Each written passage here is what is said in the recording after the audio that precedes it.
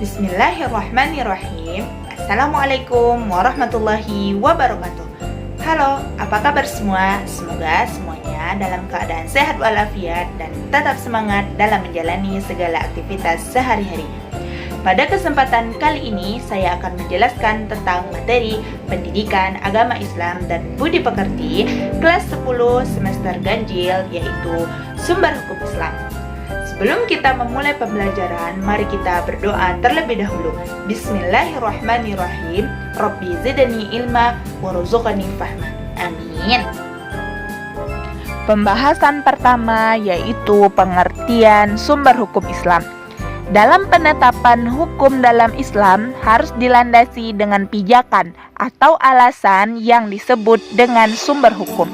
Sumber hukum dalam ajaran Islam ada 3. Yang pertama adalah Al-Quran, yang kedua adalah As-Sunnah, dan yang ketiga adalah ijtihad.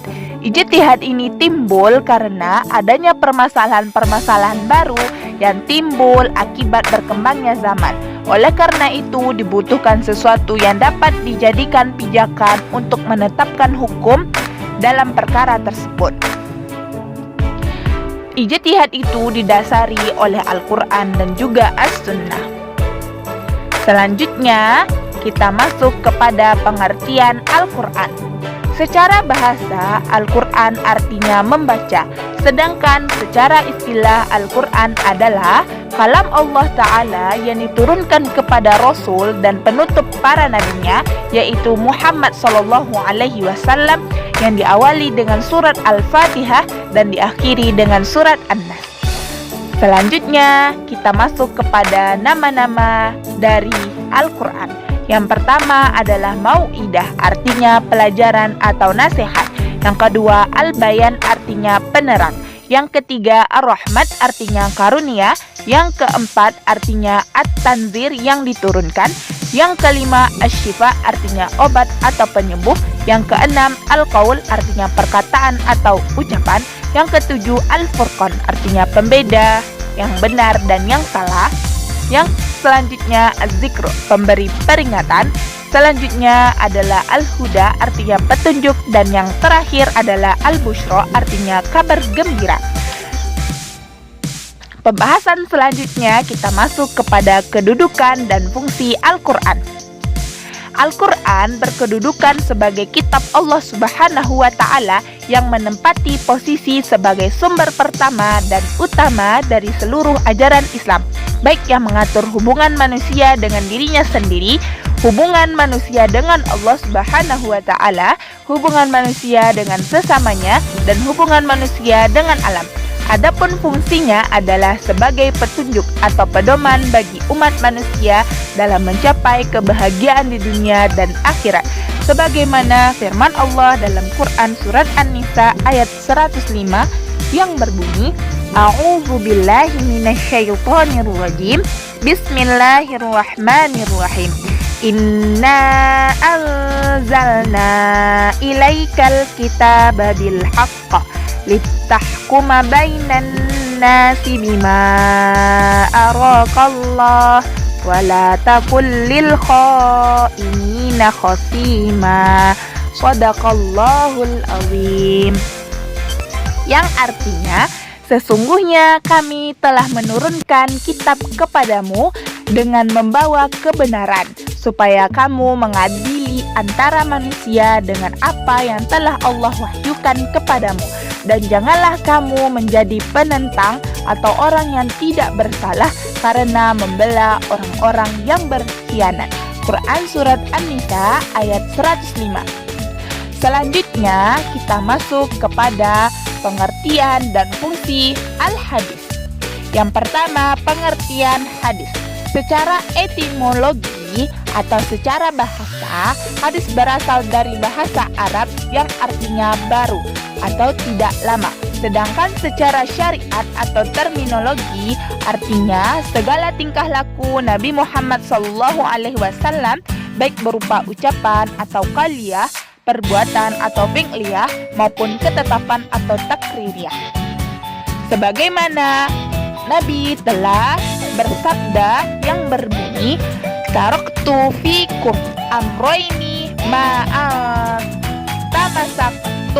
bihima lan tadilu abadan kitabullahi wa sunnatar rasulih, yang artinya aku telah meninggalkan dua perkara untukmu sekalian, kalian tidak akan sesat selama kalian berpegang kepada keduanya, yaitu kitabullah atau Al-Quran dan sunnah Rasulullah Sallallahu Alaihi Wasallam atau hadis.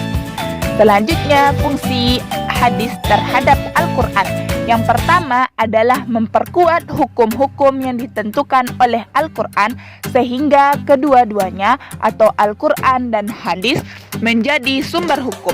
Yang kedua adalah menjelaskan terhadap ayat-ayat Al-Quran yang masih bersifat umum, misalnya ayat tentang haramnya bangkai yang Allah jelaskan dalam Quran surat Al-Ma'idah ayat 3. Fungsi hadis yang ketiga yaitu menetapkan hukum baru atau aturan-aturan yang tidak terdapat di dalam Al-Quran.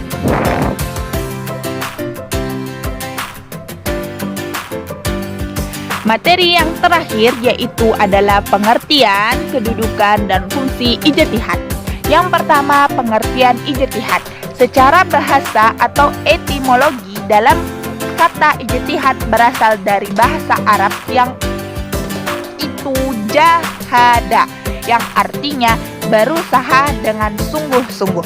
Secara syar'i atau terminologi, ijtihad adalah mengerahkan usaha yang serius untuk melakukan pengambilan hukum syariah dari dalil syariah, yaitu Al-Quran dan hadis, ataupun upaya yang sungguh-sungguh untuk mengusahakan produk hukum syariah baik yang akliyah atau nakliyah berdasarkan sumber-sumber yang sudah ditetapkan seperti Al-Quran, hadis, ijtima, qiyas, dan yang lain-lain. Kemudian kedudukan ijtihad. Ijtihad itu berkedudukan sebagai sumber hukum setelah adanya Al-Quran dan hadis. Jadi, kedudukan ijtihad merupakan sumber ketiga dari hukum Islam. Kemudian, yang terakhir adalah fungsi ijtihad ialah untuk menetapkan hukum atau sesuatu yang tidak ditemukan hukumnya di dalam Al-Quran dan hadis secara pasti dan mutlak. Sekian video pembelajaran kali ini, semoga bisa bermanfaat bagi kita semua dan cepat memahami tentang sumber hukum Islam. Kita akhiri pembelajaran kali ini dengan doa kafaratul majelis. Bismillahirrahmanirrahim. Subhanakallahumma wa bihamdika asyhadu an la ilaha illa anta astaghfiruka wa atubu ilaik. Amin. Saya akhiri dengan Assalamualaikum warahmatullahi wabarakatuh.